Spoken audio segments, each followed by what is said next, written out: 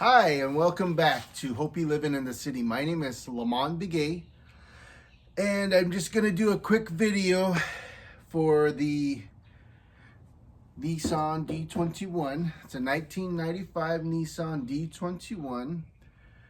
Original one owner.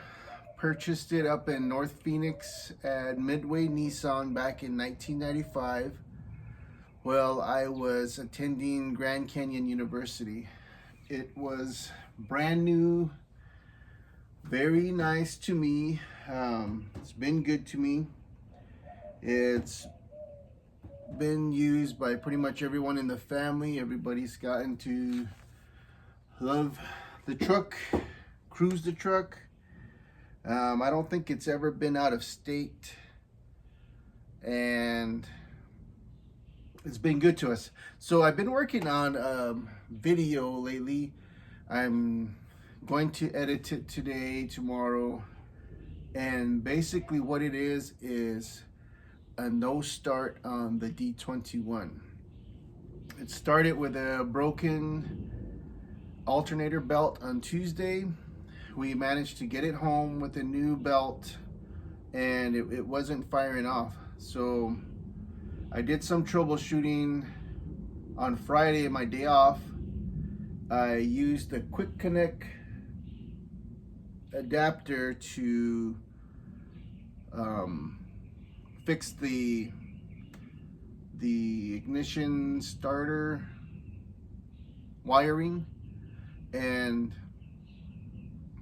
I wasn't sure if something else happened underneath or with anything else when the alternator belt broke. So I was going crazy. I was changing everything that I could. Well, I didn't change them, but I was switching out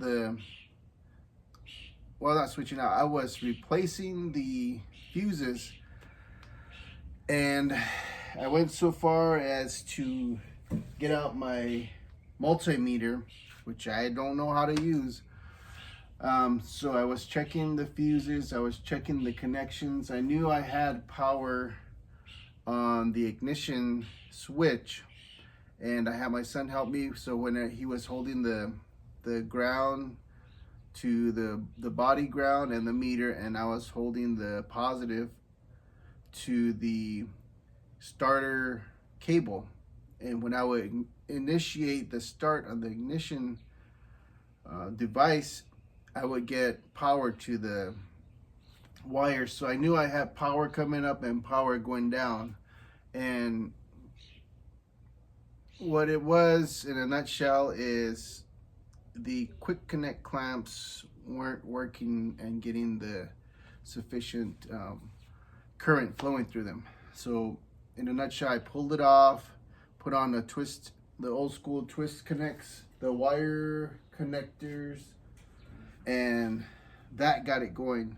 So in all this, I think that the battery really took a toll and was drained when the alternator belt broke. It was probably running on the battery only. Well, not probably, it was. And so it drained the battery.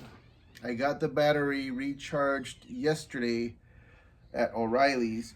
I did tell them there was a broken alternator belt, and they acknowledged that. They tested it, said it was good, and they charged it for a couple hours.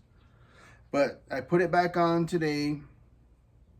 Everything lit up, but it didn't have enough juice to kick the starter into gear. So when I hooked it up to my truck with the jumper cables, these guys, it started up just fine, and it was running.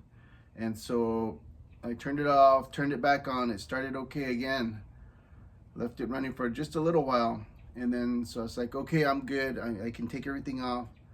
And I disconnected the cable from my Silverado, took the cable off of here, went to start it, and nothing. The battery was completely drained. So I am going to O'Reilly's right now, and wish me luck. I hope they do a thorough test on the battery, and maybe they might need to keep it overnight to charge it.